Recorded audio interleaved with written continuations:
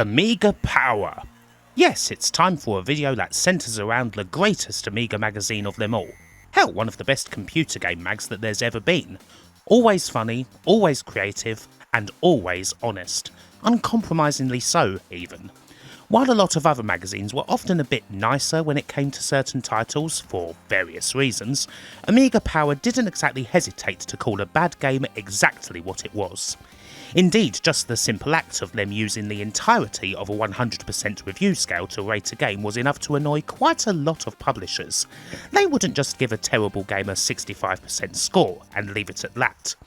But even if the list of industry folk that they fell out with may have been long, and even if some publishers may well have wanted future publishing to clip their wins a bit, they certainly did have a dedicated audience. That honesty was highly appreciated, and one of the reasons why it's such a well-remembered magazine today. They cared pretty deeply about the Amiga and championed the best that it had to offer, even as they admittedly became more and more jaded in their later years due to the computer's painful death spiral. By the time that the magazine ended on its 65th issue in September of 1996, geez, the poor computer was in quite a shocking state, and a lot of the people left releasing games were like buzzards picking at a corpse, releasing shockingly low quality games to an increasingly desperate user base. Hell, the Amiga's in a much better state commercially right now in 2024 than it was back then. So, what are we doing here? We're looking at some of those low quality bits of code, that's for sure. I have a list of the worst rated games in the history of Amiga Power, all the games that they deemed worthy of a score of 10% or less. For most magazines, a score in the single digits was pretty damn rare. When I look at the archives of other publications thanks to the almighty Amiga magazine rack, I see very few times it happened. Even Amiga Format, AP's sister magazine, only did it 8 times, and that's over double the amount of total issues that Amiga Power had. Amiga Power? Well, they did it 38 times. If something was terrible, they damn well wanted you to know. We're going to be looking at these 38 games, and they make for an interesting selection. Some of these titles are obvious all-time turkeys, some of them are more obscure. A whole bunch of them are older games that got a kick-in on a budget re-release. We have examples of some pretty nasty gaming practices, a bunch of licensed guff, and, well, a few entries that may surprise you, and perhaps didn't deserve such low marks. We shall see. We'll be going down in reverse order, starting with the 10% titles and finishing all the way down at 1%. And I'm happy to have Matthew Smith, current day Amiga journalist and maker of the excellent Amiga Power album With Attitude, lending his voice to a couple of the magazine's most memorable put-downs. Let's get on with it. Here's something familiar to kick things off. Red Heat. This hit squad re-release got a princely 10% in October of 1991. A certain Stuart Campbell said that in the spirit of the game's tagline, saying that it was the hottest film tie-in to date, he chucked it into a bin and set it on fire. Having played this utterly weird pile of done many times, I can't exactly disagree. It's the game with a rather ridiculous looking letterbox effect where a naked Arnie walks slowly forward, dodging snowballs and punching out endless John Rambos. The game where James Belushi greets you before each stage with the worst talking animation ever. He's the second coming of Gabbo. I mean, it's horrendous. It is, at the very least, one of the funniest of all the dreadful licensed games out there. It's such a baffling title that all you can really do is laugh at it. Not exactly Ocean's finest work. 10% low? Oh, yeah, definitely.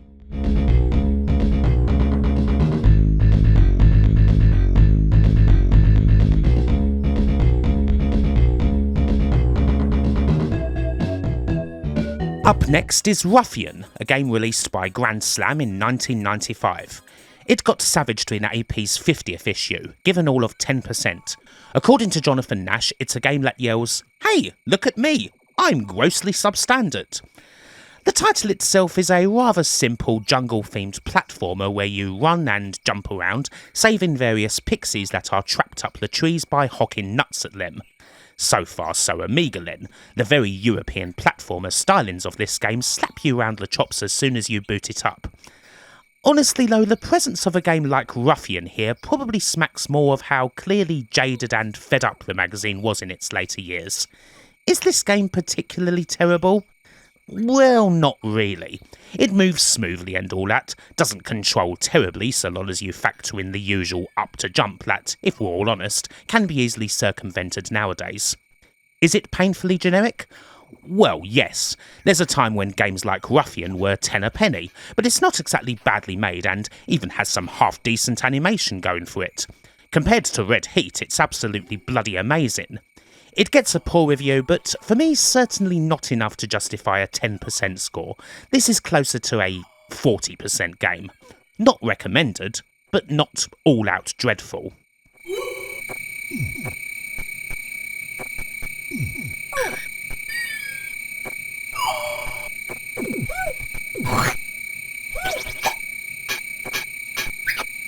Now, you would hope that the free 10% games would give us a pretty light beginning, but next we have an arcade port that throws us right in at the deep end.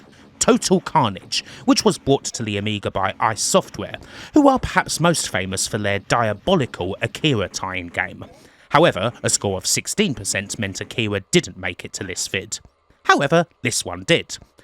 AP gave it 10% in May of 1994, with Stuart Campbell proclaiming that any similarity between this and the arcade game was purely coincidental.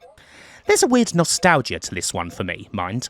This was actually one of the pack-in games in the A1200 I got for Christmas that year, the computer combat set, alongside Zool 2 and Brian the Lion. But yes, as far as Amiga pack-in titles go, Total Carnage could easily give Dangerous Streets, which we will be seeing later, a run for its money. This is an absolutely shocking conversion, one of the worst attempts at an arena shooter ever. It's missing a hell of a lot, with so many of the enemies from the arcade not present, a lot of the humour stripped out, absolutely no music and minimal sound effects. And what's here is shocking.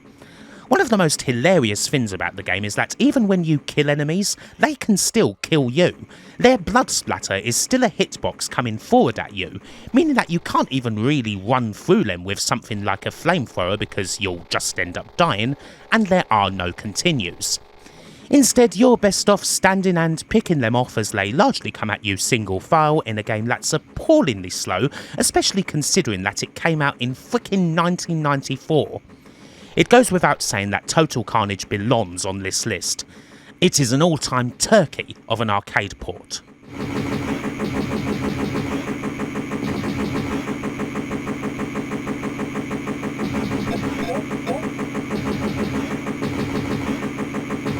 We move into single figures with an entry that might well surprise some folk. Leisure Suit Larry 3, another budget re-release. A lot of people have fond memories of old Larry Laffer's adventures, but I always remember them being utterly scorched in UK mags. Seriously, they hated them. This review from AP40 is a good example. Jonathan Nash had this to say of it. Leisure Suit Larry and its sequels perpetuate the myth that PCs are not used by game-playing folk who want to network doom, but by emotionally restricted, middle-aged, rapidly failing businessmen under doctor's orders not to drink, who want clumsy puerility masquerading as dangerous fun. So yeah, ouch. To be honest, I don't recall a lot of Sierra's old adventures getting good reviews, certainly not from Amiga Power.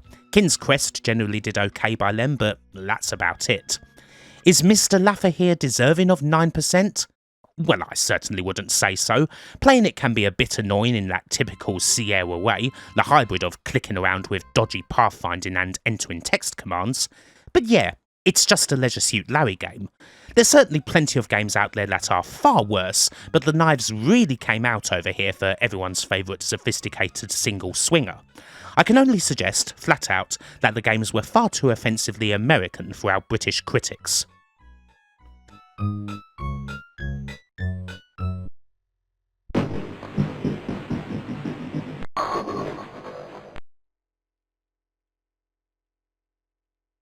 You'll find that quite a lot of games in this video are re-releases of some sort, and that's the case with this next one, Le Fétiche Maya, or simply Maya, as Amiga Power called it.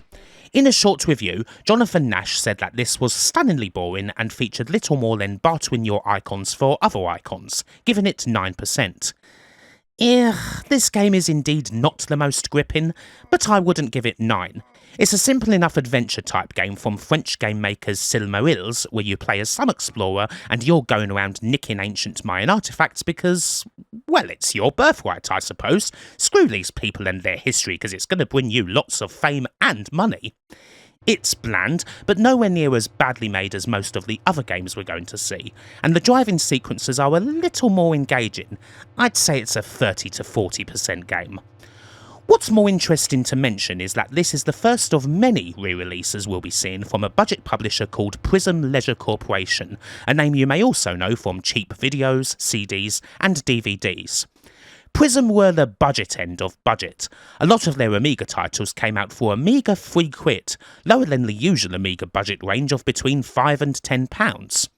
Or they released compilations like Hits for 6, which is where this game comes from. £26, but with 6 games, usually one quite well-known big-ticket item, another game that's a bit lesser known, and the rest being pretty obscure. While you may well find the odd bargain in the Prism library, we are going to be seeing quite a lot of Prism budget re-releases in this video purely thanks to how prolific they were.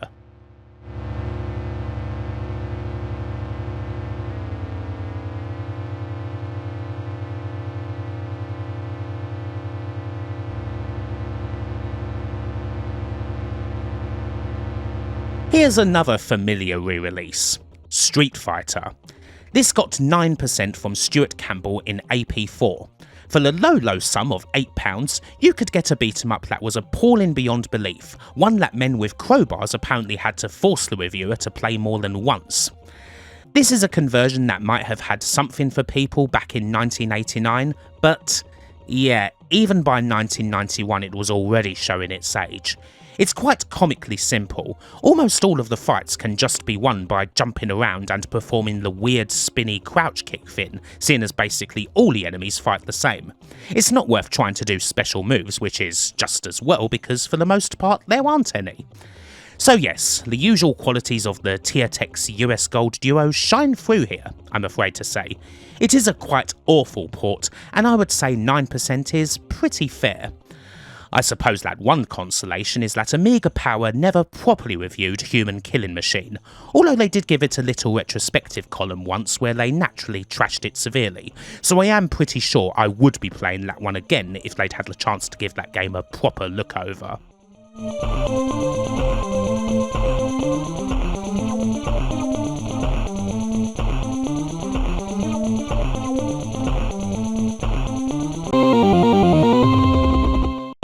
We're bringing the heat up by another degree now and going into the 8% games. However, this next title is kind of an odd one to have here, but obviously it counts. Jason Kinsley's Blade Warrior, on its own, actually got 2 perfectly okay scores in the 70s in previous AP reviews. However, when Jonathan Nash encountered it as part of another Prism Hits for 6 compilation in 1994, he hated the game and gave it 8%, calling it gimmicky and stupendously dull. I can't say I agree with this one at all. This is an engaging and quite different side-scroller with lots of atmosphere and a really cracking silhouette effect on everything, something that you certainly didn't see much at all back in 1991. Not brilliant as a game, but it's appreciated. Jonathan Nash appears to have been tasked with critiquing 3 of these Hits for 6 compilations for the same issue of AP, and there's a lot of pretty bad games on them, so perhaps that contributes to the rather high level of scorn shown in this copy. In any case though, this definitely isn't an 8% game, by any stretch of the imagination.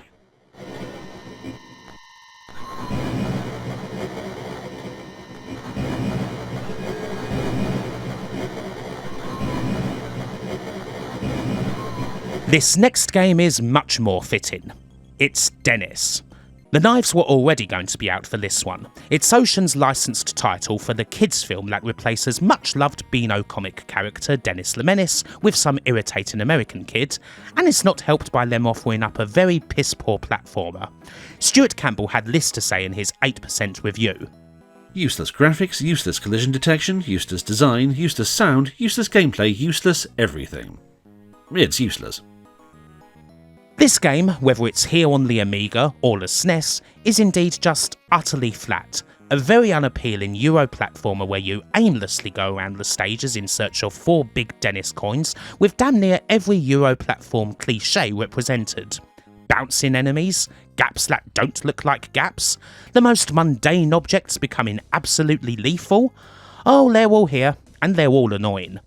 8% certainly isn't far off the mark with this game. There may well be worse platformers than this one, and we will be seeing a couple of them, but even if Dennis isn't necessarily technically the worst thing ever, everything about it is thoroughly dislikable, and it's way below the standards that Ocean set with a lot of their other 16-bit platform titles. There's quite the phenomenal gap in quality between this absolute guff and the likes of Mr. Nuts, Lethal Weapon and the Addams Family. Even the music is an unrelenting load of dreariness. Just absolutely not.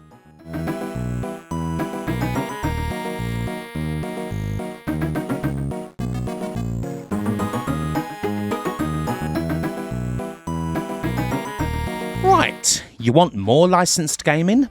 Well, here's something that's stupidly obscure, and rightly so, but also funny. Fantasy Manager. A game originally released by Anco, but then stuck out on budget by Hit Squad mere months after its initial arrival, this game has a license from Fantasy Football League. You know, the classic TV show. Baddiel, Skinner, Stato, Jeff Assel, Phoenix from the Flames, Pele was shit, all that lot, though you'd scarcely know it. The 8% November 95 review from Paul Mellerick calls it an obscenely basic cash-in only for seriously anal management players and closet statos.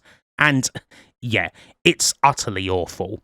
You wouldn't even know this was based on the TV show if it wasn't for the one single screen capture of Baddiel and Skinner in the main menu, as zero humour has been imported into the game from the show. Other than that, you buy players for your team in typical fantasy football fashion and then, well, just go through the matches against opposing teams.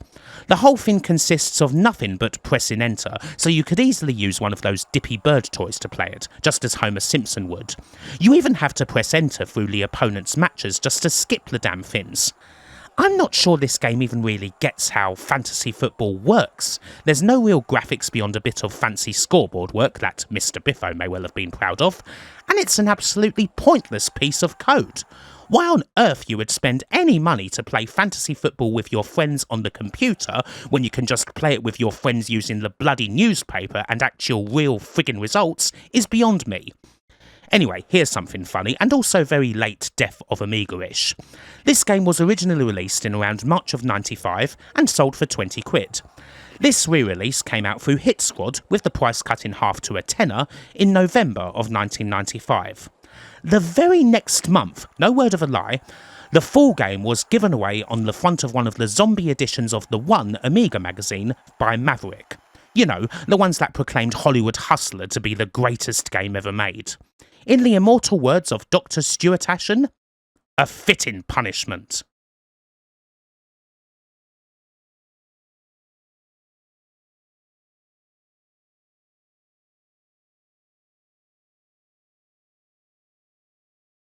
You know, I think that Matt Bealby, then editor of Amiga Power, must have been having a bit of a giggle when it came to this next game.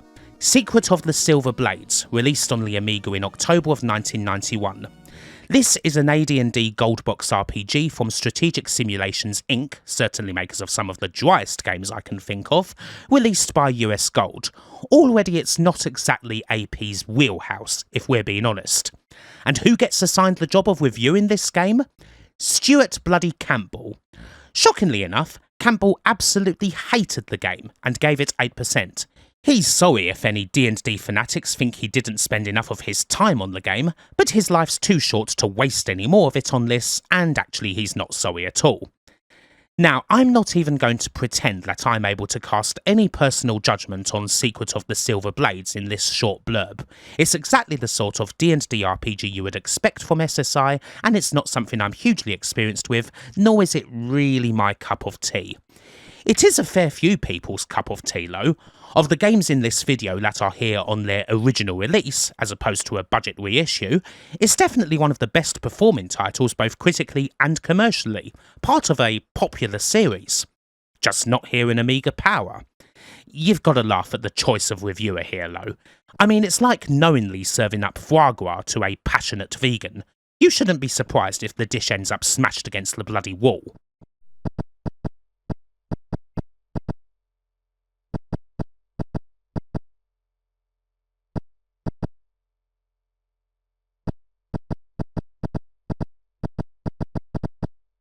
World Cricket is the third game on this countdown to come from a Prism Hits for Six compilation. Jeez, and we've only just started. This here is a budget cricket management sim by Zeppelin, and there's not a lot to it. The 8% score from Jonathan Nash here says it's nothing but flash icons and tedious figures. The original review wasn't exactly complimentary either, widely saying that there is nothing to the game. You can't do an awful lot here, frankly. Your only real job as a cricket manager is to select the batsmen and bowlers, and then just watch as the scoreboard goes up.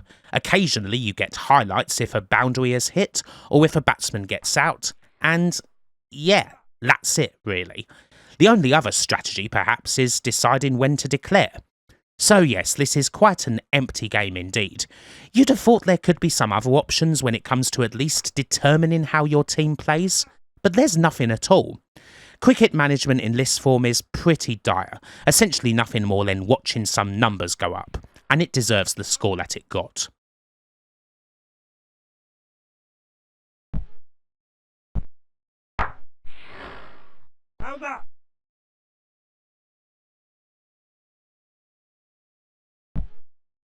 We're taking one step more and going into the 7% titles, although again we've got another one that may be a bit controversial.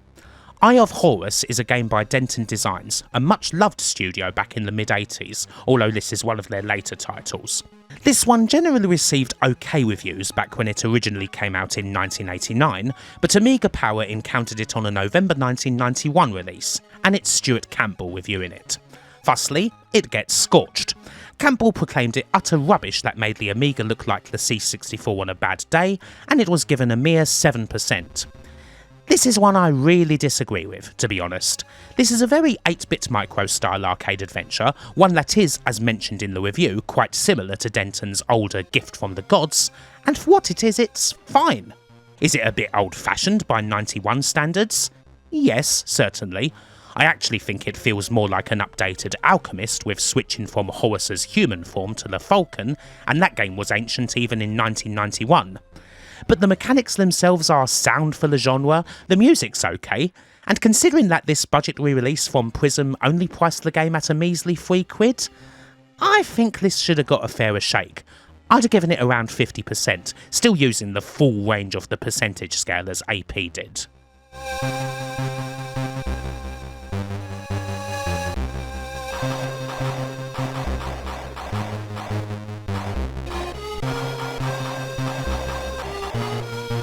We're back to the world of arcade ports, and next up we've got G-LOC R360. Sega and US Gold are coming in for a kick-in thanks to Les Ellis, who, in October 1992, gave the game 7% and said it was the worst piece of software he'd come across in his life, and that if you bought this, you needed your head kicking. I mean, I can't say I'd want to kick anyone's head in over buying this. Unless it was my bald alcoholic flatmate and they'd just spent our last £26 on this game instead of a slap-up grill for two, I suppose. But yes, this is a very bad conversion.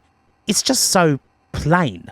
But then so was the arcade itself, seeing as if you took away the ultra-fancy R360 machine, it was basically just a stripped-out version of Afterburner. I always found it funny that these home ports made sure to include R360 in the title, mind. As if playing this on the Amiga would bear any relation to playing this in an R360 cabinet, unless you were doing it in the middle of an earthquake or something. I don't know if this is as bad as a score of 7%, but it ain't that far away.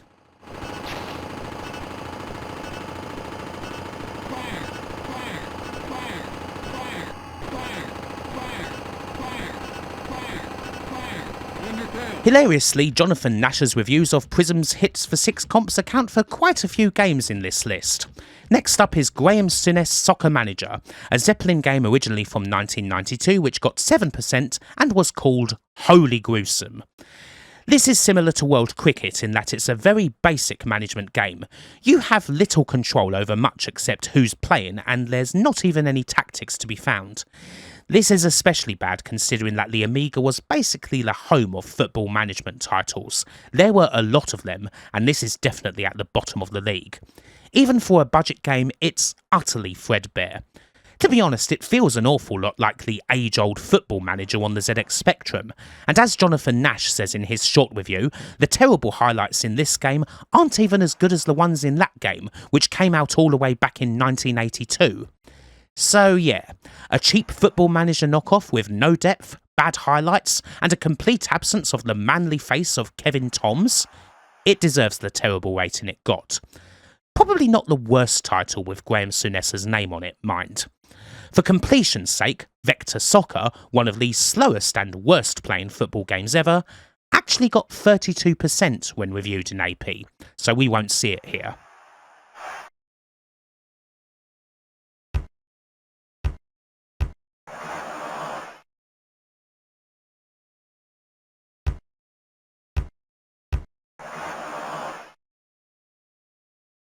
Right, standards are really starting to fall off a cliff.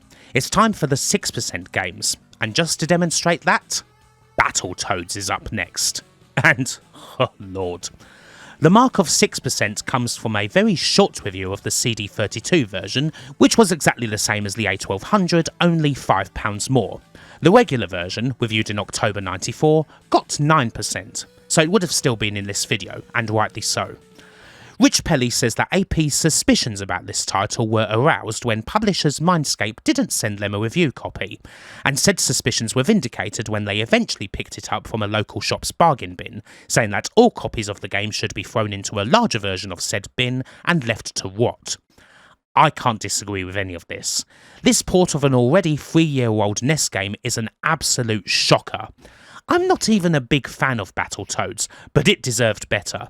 It's a controlling nightmare. You tap the single button to attack and hold it to jump, which goes as well as you'd expect, and even the first level's enemies are too much for Rash, Pimple and Zitz when faced with this sort of horror, let alone any jump.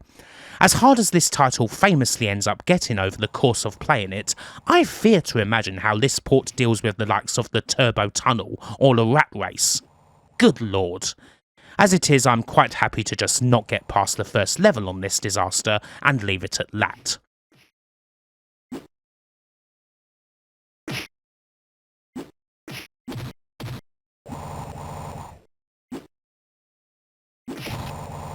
Right, I'm going to do 2 games in one here.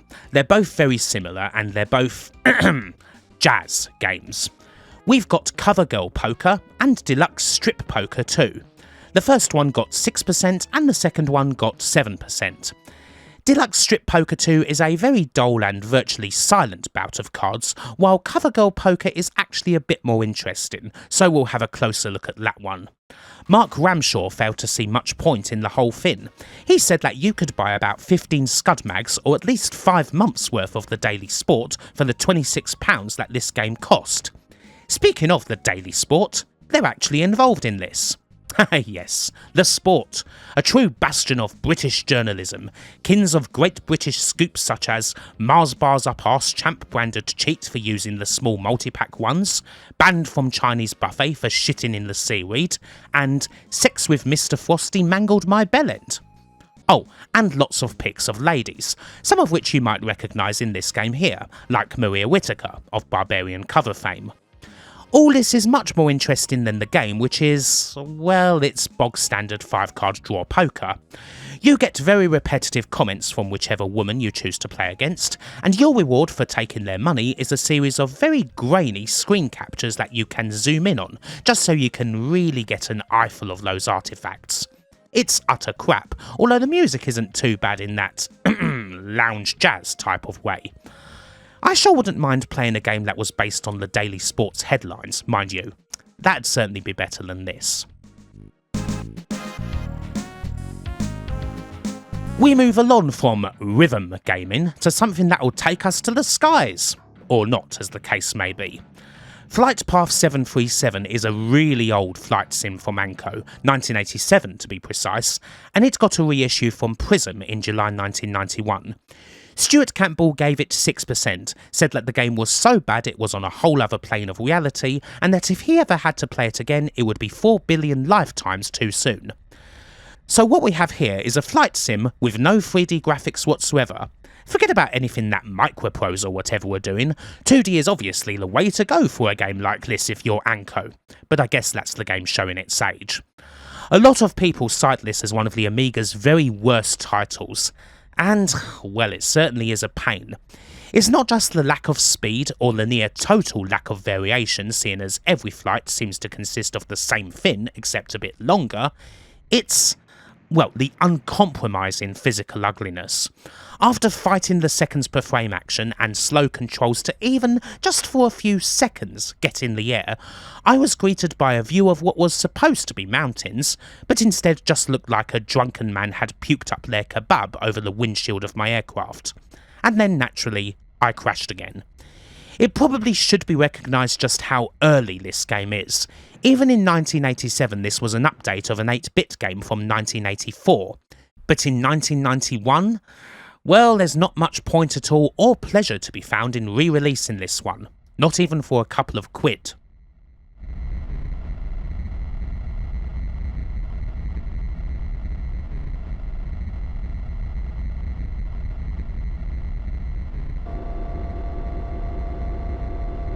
Prism's back for even more budget fun. Highway Patrol 2 is an old game by Microids that got 6% on its re-release in 1992. Rich Pelly said that the only slight saving grace was that this driving game doesn't set a route for you, and if it had then it may well have received a minus mark. Anyway, what we have here is essentially a 16-bit version of the original Highway Patrol, which first appeared on the Amstrad CPC, and I hope to God it's better there. The barren desert you move across is one thing, but the real killer is the driving controls themselves. You move like you're on ice whether you're on the road or on the sand. The slightest turn is liable to send you out of control and careering into signs or nearby cacti, and if another car's coming at you, geez, it's nigh on impossible to avoid them. I never even got the chance to catch my first gangster, I couldn't even get close to them. So yes, this is rather awful indeed. While it may be an open-ended driving game of sorts, I sure as hell don't want to hear anything in the comments about this being some proto Grand Theft Auto or Driver or whatever, because this pile of crap influenced nothing and deserves nothing. You should only touch this one if you think it's the only way to live out your long sought-after dreams of cosplaying as Frank Ponch from Chips. And yeah, I know it's not a motorcycle.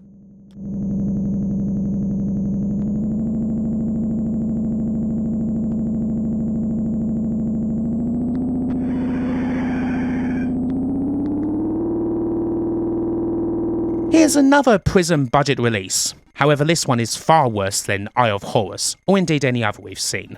This is Protector, a game by Paradox, no not the same folks behind Crusader Kings, all the way from 1986, re-released in the summer of 1991. Stuart Campbell gave this 6% and proclaims that this is the worst Defender clone it's been his misfortune to come across, and I have to agree with that. I had a right pain even trying to find this one actually. There is a different and certainly better game called Protector by Virgin Mastertronic, but this is a whole other kettle of fish.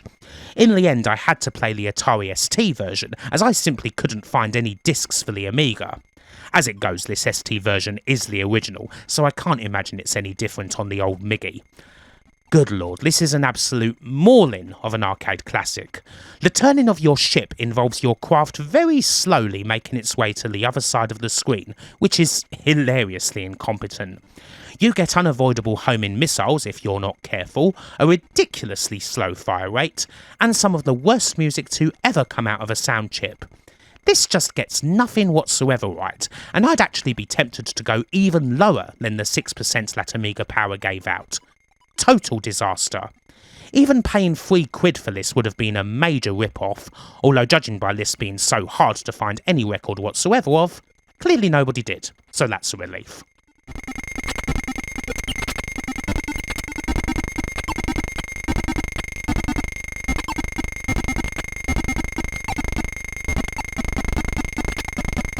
how's about another game that's a bit more risque? Ooh, Mrs. How's your father and all of that. Well, I've got another one of those here. Geisha, a 1991 adventure game from French game makers Cocktail Vision. You know, it's a bit raunchy because they actually sold this one in a brown paper bag type box. Gary Penn did not like this. He gave it 5%. Yep, a new low for the video, and said that it was as user-friendly and as sexy as a rotten anchovy. The plot is, well, it's as ridiculous as you'd expect.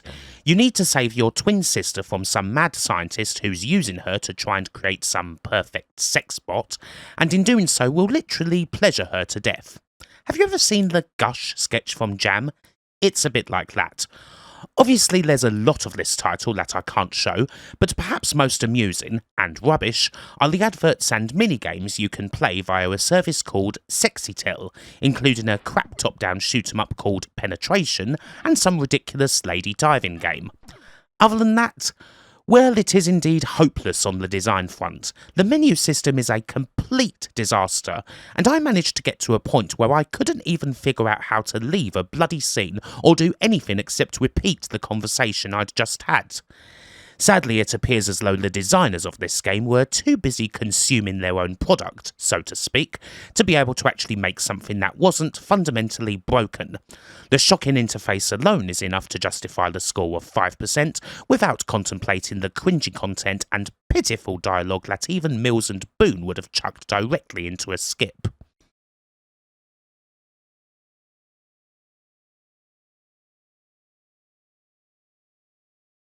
You may be surprised at just how many Hanna-Barbera licensed games ended up on the Micros and the Amiga. It's a freaking lot. Most of them were released by High-Tech, and the quality was wildly variable. For example, the best of them all, Scooby-Doo and Scrappy-Doo, Amiga Power gave that 90%, and quite rightly because it's a belter of a platformer that almost justifies old Scrappy's existence on its own. Almost. And on the other end of the spectrum, we have Huckleberry Hound in Hollywood Capers, published by Alternative. This got 5% in 1993, with reviewer Stuart Campbell saying that this looks like it was knocked up in 20 minutes by a 6-year-old boy using totally useless platform game construction kit. A budget title this may be, but it is a bit sad. Our friendly Hound probably warranted more than the 3 or so frames of animation he's got, and he doesn't even get any extra ones for jumping. He just, well, flips. Exactly like Sonic, except not at all. It's very generic slapshod Euro platform stuff really. Collect all the gems in vertical levels, watch out for the various tiles that have different effects, and that's it. It's very bad. I wouldn't go as far as 5%, but it's certainly in the 10 to 20 range.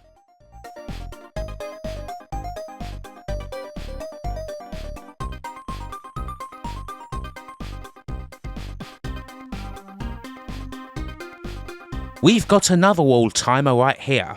AP didn't get the chance to review Outrun on its original arrival, but a 1994 budget re-release of the title from Kix finally let them unleash their poison pen on one of the computer's very worst arcade ports, with Jonathan Nash scoring it 5% and calling it a fully and unrepentantly poor thing dating from the dawn of time as we know it, and eventually getting bored with cataloguing its plenitude of disasters.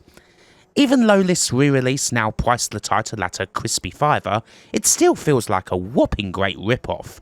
This was a misery even back in 1987, a mouse-driven racer where the choppy graphics and movement of the other cars make it just about unplayable. Even the game's early release can't justify its shortcomings, considering that other much better ports, such as Super Hanon, also mentioned in this review as an alternative, were knocking it out of the park at virtually the same time. Quite clearly awful, and only ever worth loading up for its ludicrous and completely ill-fitting overdramatic introduction.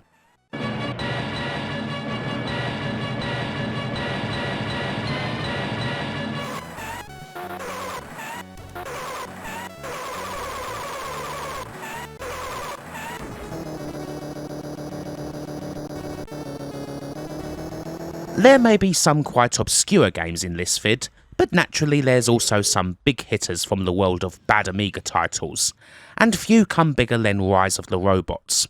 While other mags such as CU Amiga and Amiga Action gave the title scores in the 80s and 90s, Amiga Power gave it an absolutely savage 5%, with Jonathan Davis fearing for the immortal souls of the magazines quoted on the packaging that said you'd wish all games were this good, going through all the game's critical failures in intimate detail, scoring in every last bit of hype and calling it all an astonishing waste of time. It's one of the greatest pieces of copy in the magazine's history, and every last word of it is pinpoint accurate. A 13-disc nightmare, one disc for every month of hype proclaiming that this was going to be the future of gaming, where the niceties of the graphics can't disguise the utterly tragic turkey lying within. I don't need to expand much more on this one than I've already done over the years, really. It remains one of the great British gaming swindles.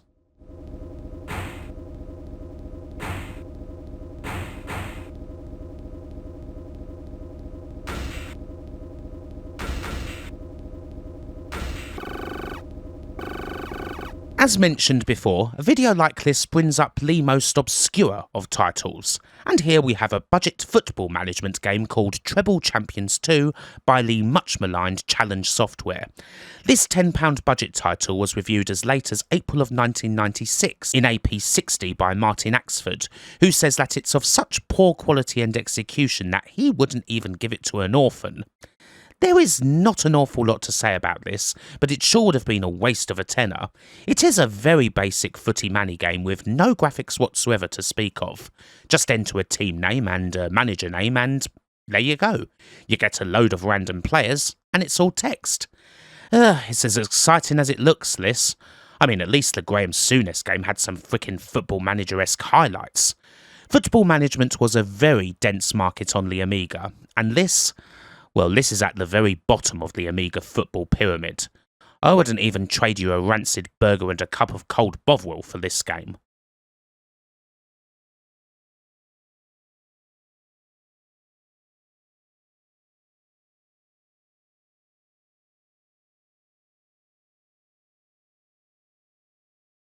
So, did you think that the last game was too exciting? Well, you best look away, because here's another football management game by Challenge Software to look at. This is World of Soccer from 1994, and it was also given 5% by AP. Steve McGill says that games like this are the enemy of the Amiga market, virtually guaranteed to sell a few units simply by having the word soccer in the title, and potentially drowning out better games as a result. I can't say I know whether anyone actually bought this or not, but essentially this is the same very basic deal as Treble Champions 2. Something I find amusing is that this actually has a bit more in the way of graphics than the later game, which is a bit perverse, although hilariously not in places where that would matter. There's no icons for the different screens you can go to, and instead you get squares on the bottom filled by a single capital letter. That's obviously very clear and very easy indeed to smoothly navigate. I mean, words are overrated. In any case, someone at Challenge clearly thought at some point that the pictures of a pitch or a filing cabinet were way too flashy and distracted from the real core gameplay of this football management game. So, yeah, this is pretty clearly miserable stuff. And also, it was sold at £20, double the price of their later game. Amusingly enough, Martin Axford reviewed a re-release of this game in August 1996, and it actually got a better score. Well, 11% that time out, but technically better at least.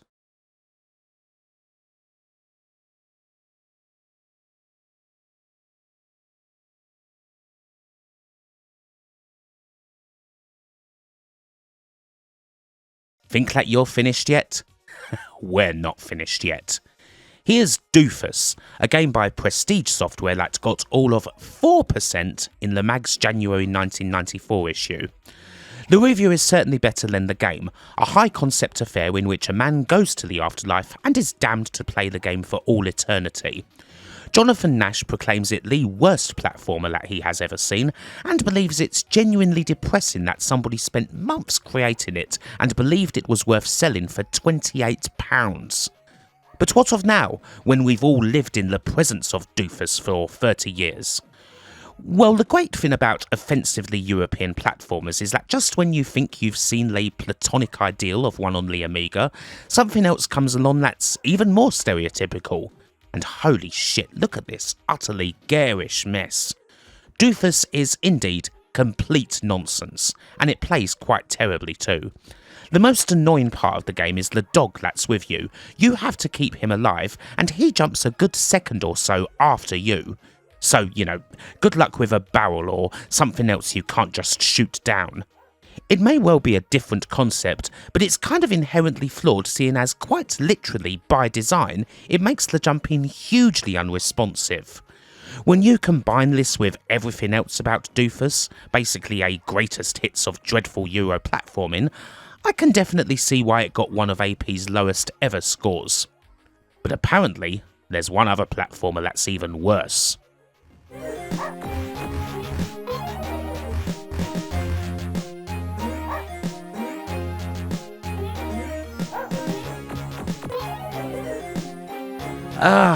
I love finding another terrible old football game that no one's ever heard of. This one is called European Champions.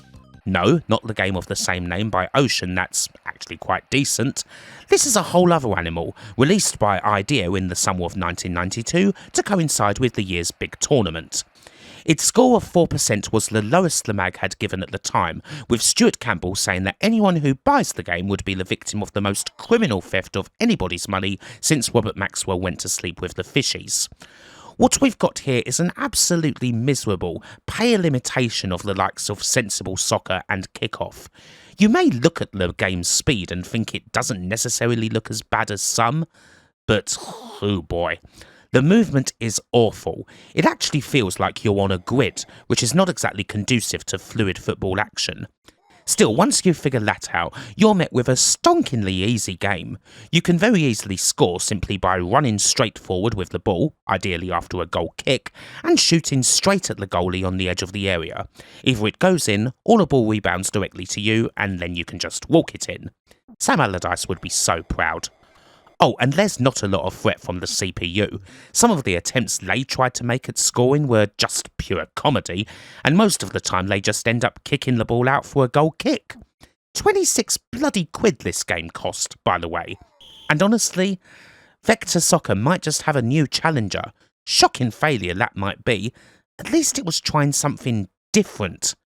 Ladies and gentlemen, this is the new worst football game on the Amiga. For now.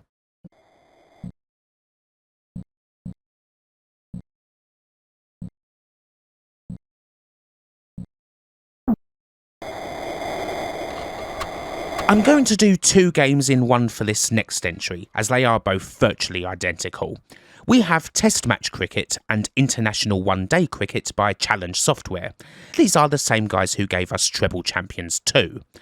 Test Match was given 4% by Martin Axford, while One Day got 3% from Gideon Kibblewhite, and the drive of each review is the same.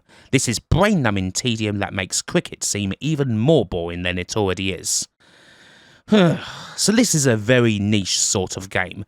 This is cricket management, much like the World Cricket game we saw earlier, but considerably deeper in terms of options. You play as the captain and make various decisions, such as how aggressive you want the batters to be, the fielding positions, the behaviour of the bowlers. And yes, it's all text-based and, to say the least, not very exciting. This is not my cup of tea at all, but I do think it's at least a tiny bit better than the footy game these guys did on account of having a lot more tactical options for the game. Still, you really need to be a very big cricket head for this, the sort that holds wisdom in the same regard as Christians hold the Bible. However, as much as it may all be fancy spreadsheets, I have a bit more respect for this, seeing as there's not a lot of cricket strategy games out there compared to football management ones. Unlike a lot of titles here, I am sure there were a few people out there who were desperate enough to actively lap this game up. Usually the more appealing looking likes of the International Cricket Captain games, a series that started in 1998 and is still going today, feel the desires of people who enjoy this rather niche little subgenre.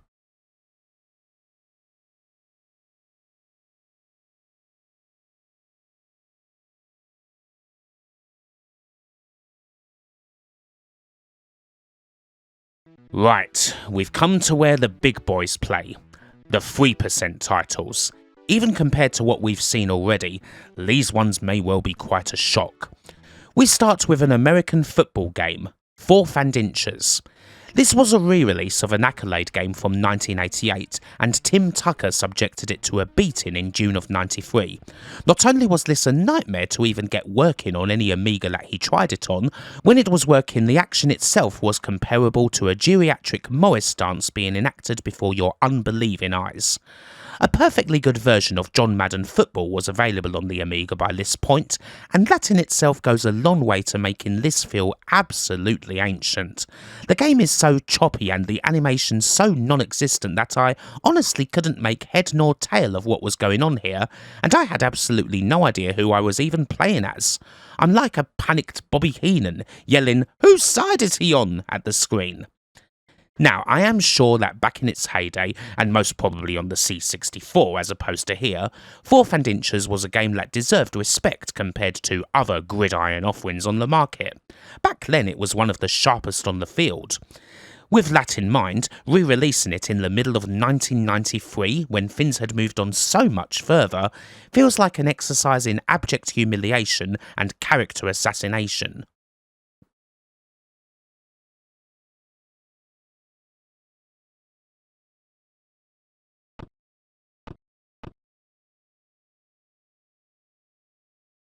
Big game fishing.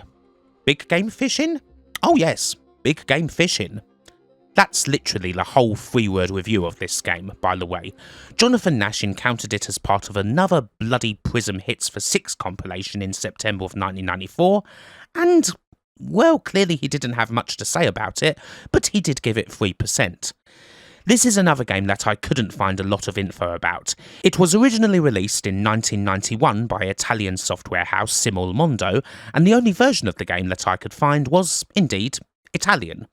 Not that it's a particularly deep game, of course. It's a game where you get out on the seas in search of the biggest bass or eel or tench or whatever.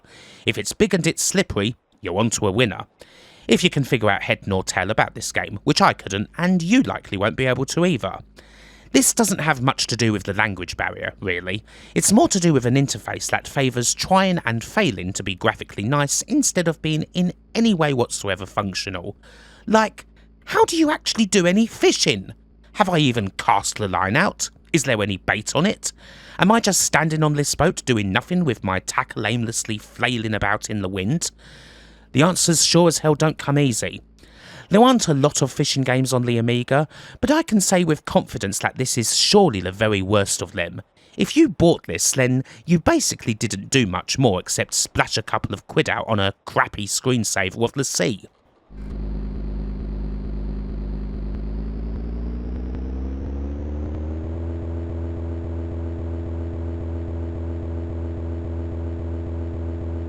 Few things sum up the sheer hopelessness of Commodore's final days better than their decision to launch the CD32 with, of all games, Dangerous Streets as its lead pack in title. They even called said bundle the Dangerous Streets Pack. There's not much mystery here.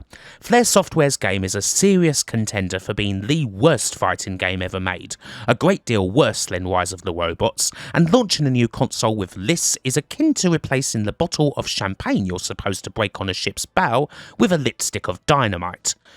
No Amiga magazine gave this game a good review, but if Amiga Power ever wanted to truly eviscerate a game with frenzied but exquisitely written bile, they naturally often turned to the Scottish bloke with the spiky haircut. Stuart Campbell said that if you were to load up this game on your brand new machine in front of your mates, they'd quickly make their excuses and leave, never speak to you again, tell everyone they know about it, which will result in you losing your job and your home, being shunned by society, becoming a sad, lonely alcoholic, and eventually dying of shame in a cold gutter. Of course, this is a game that gets nothing whatsoever right. Not only is the action itself so simplistic that you can just win any fight through randomly bashing buttons because the computer's AI is thoroughly useless, it also features the absolute worst characters ever seen in a fighting game. Every single design is just this monumentally stupid, profound embarrassment that would probably have been rejected by the makers of Eurotrash on the grounds of being too immature. As overused a phrase as this may be in the world of retro gaming YouTube videos, what the fuck were they thinking?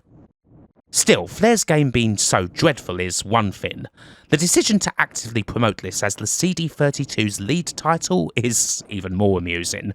What kind of marketing genius was responsible for that move, I wonder?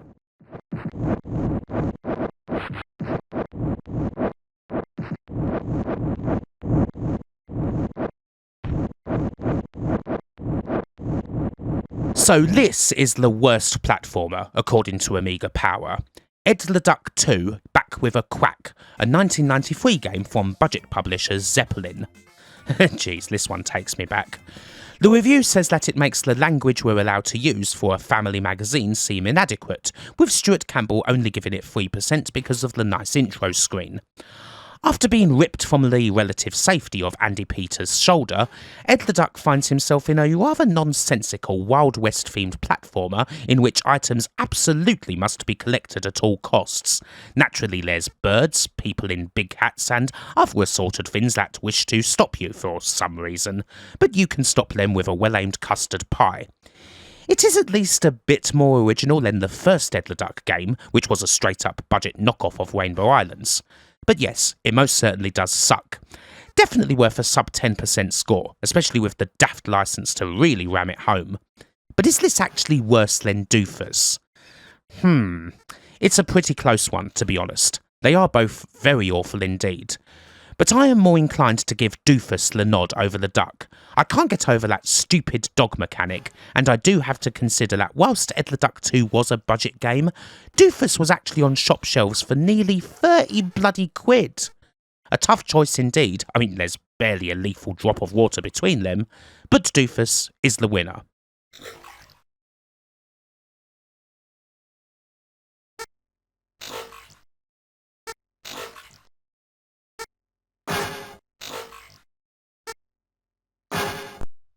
Oh dear, not bloody Last Action Hero.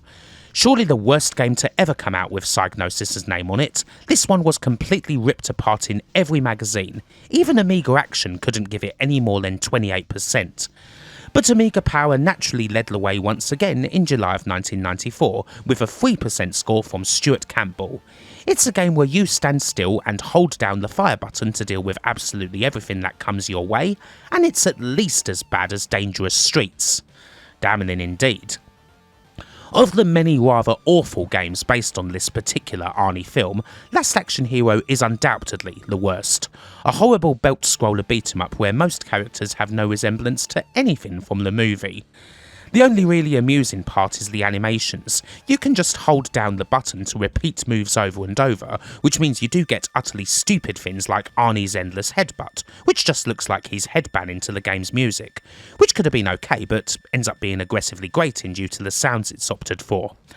Off the top of my head, I can't think of too many belt scrollers that are worse than this one. It's such a simplistic and basic game that it won't even let you walk to the next lot of enemies, which, as the review says, you just deal with by doing the same thing over and over. Psygnosis were also responsible for Cliffhanger, the second worst game to come out with their name on it, and one that could have easily made this list. As it is, Amiga Power gave that one 19%. Hell, I've heard rumours that these games were purposefully bad.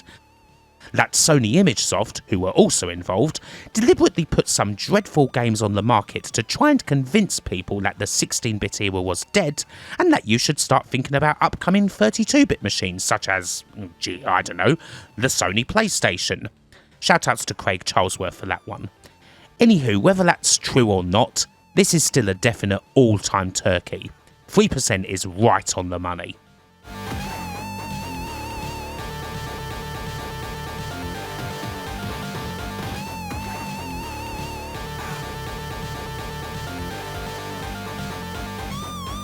The last of the 3% games takes us to the track. It's Touring Car Challenge from OTM Publications. This was reviewed in September 1995 and Steve Farragher was, needless to say, pretty damn critical. He couldn't imagine this appealing to touring car fans and thought it would be more enjoyable to construct a basic program along the lines of 10, Derek Warwick is racing, whee 20 go to 10. That and he uncovered a darker secret about the game that we will get into. As it stands, Touring Car Challenge is a rather threadbare bit of racing management. You don't actually do any racing yourself. You pick 2 drivers, spend a bit of cash on their engine and their skill, pick a setup for their cars based on weather conditions, and not much else. You just watch the race happen, events unfold in text, and you may possibly have to go to the pits, although it's often not necessary in a touring car race. It's too short. There's not a lot to it. It is pretty damn bad, although we have definitely seen worse games. However, I did mention a dark secret. Well, what's that? As the review says, this game is exactly the same as a title named F1 Challenge. It's just that game only with touring cars, and the pit stops make a bit more sense in the first game because the races are longer. And what's the really shit-ass thing about this, you wonder? Well, F1 Challenge was a public domain game that you could buy mail order for £5. This is a full price game that was on the shelves for 26 quid, and again, it is identical. I think that, more than anything else, is what warrants the score of 3%, because that's a frankly diabolical move. But unfortunately a rather typical one for these rather miserable later years of the Amiga, I'm afraid.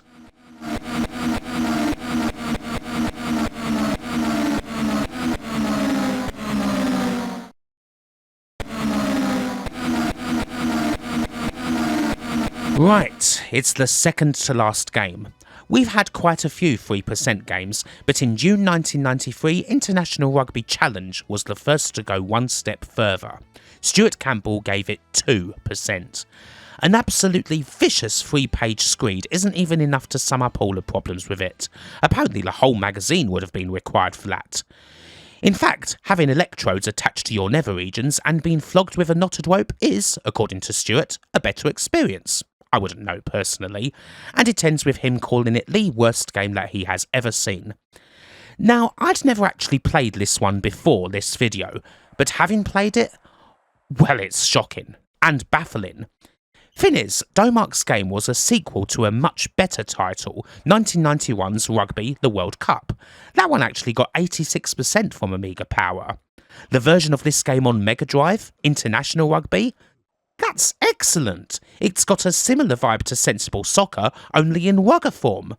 So what the hell happened here? It's hard to pick the most hilarious thing. It is inexplicably so much choppier than the original. The AI is so non-existent that you're almost guaranteed a try whenever you pick up the ball because they won't tackle you. The game defaults to giving you mouse controls and a real-time 40-minute per half match, so God help you if you don't look at the options. And the clock still runs down if the game's paused. Especially considering that I've had so many good times with the Mega Drive version of this title, I am honestly amazed by this one, and I am rather curious as to just what went so utterly wrong with it. Incredible.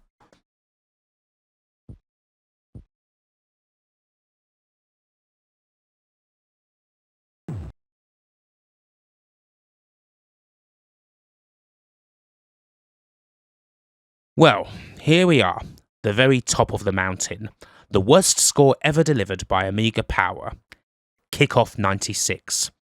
Stuart Campbell's review comes in the magazine's 65th and final issue from September 1996, a 4-page marathon where the reviewer is put on trial by the 4 cyclists of the apocalypse for the crime of killing the Amiga by scorching software publishers for putting out bad games. I'll just put the final uppers section in here verbatim so you can get a feel for it. Take it away, Matthew Smith. It's a shabby rip-off aimed at separating desperate and gullible Amiga owners from their money. It's riddled with bugs, it's clearly been rushed out with the absolute minimum of effort, and the fact that there are still people out there stupid enough to buy it because of the name or because they think, well, it's Amiga Power, they would say that, who'll then have 20 quid less to spend on food, rent and heating, possibly leading to their death from starvation or hypothermia, and a subsequent microscopic increase in the world's average IQ, is the only reason it's getting any marks at all. And it did get a mark. 1%, the lowest in the history of the magazine. Now, a big subtext to the whole review was that Amiga Power had always been accused of major bias against the Kick-Off series, one of the most popular on the platform, especially when compared to Sensible Soccer, although honestly the glory days of the series were well behind it by the time the mag actually debuted in 1991. Kick-Off 96 is indeed a very damp squib from a publisher in Anko who'd barely done a jot good since those days. Even for people who like the Kick-Off games, and admittedly I'm not one of them, this must have felt like a pale imitator of what had come before. It honestly runs far worse than the frickin' original game from 1989, and it does indeed have a lot of bugs. But is it the worst game that the magazine ever reviewed? Nah, I wouldn't say so. International Rugby Challenge is a lot worse, for a start. In fact, I wouldn't say it's the worst football game the mag reviewed. European Champions is even more incompetent than this title. It is definitely down there, but I feel that if this had been reviewed somewhere other than the final issue of the magazine, it'd have probably got around 6 to 8% or so. It would still be here, of course, because it is total dog shit, but not the worst. But it was certainly a memorable review for Amiga Power to finish on, even if it was also an utterly savage one.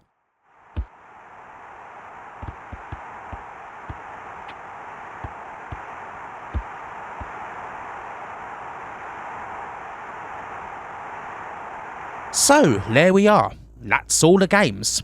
How about some stats? As far as reviewers go, there's no prizes whatsoever available for guessing who was responsible for most of these low scores. Stuart Campbell reviewed 15 out of the 38 games here, which is a bit surprising to me as when I was counting them up I honestly thought he'd have gone over the halfway mark. Jonathan Nash is second with 9, largely thanks to all those Prism compilation reviews, while Rich Pelly and Martin Axford are tied for third with 2 games apiece. Of all these reviews, yeah, they were spot on most of the time, although I would say there's a couple of games that deserved better, particularly Blade Warrior and Eye of Horus. Ruffian honestly isn't as bad as the 10% mark would suggest, and I do wonder if there were any strong messages received at AP Towers for Campbell's take on Secret of the Silver Blades that couldn't possibly have been printed in Do the Right Thing. Overall, it's been quite fun to examine just what Amiga Power thought were the worst games ever released on the Amiga, largely because it's put the spotlight on a few obscure titles that aren't particularly infamous, but are most certainly dreadful. Sure, there's also room for some of the best known Amiga disasters. We've got the Rise of the Robots, the Dangerous Streets, the Last Action Heroes and so on. But don't you think that your life's been significantly improved now that you know so much more about Doofus, European Champions, and big game fishing? What do you mean, no? Still, either way, hopefully you've enjoyed this little video, and until the next time, bye for now.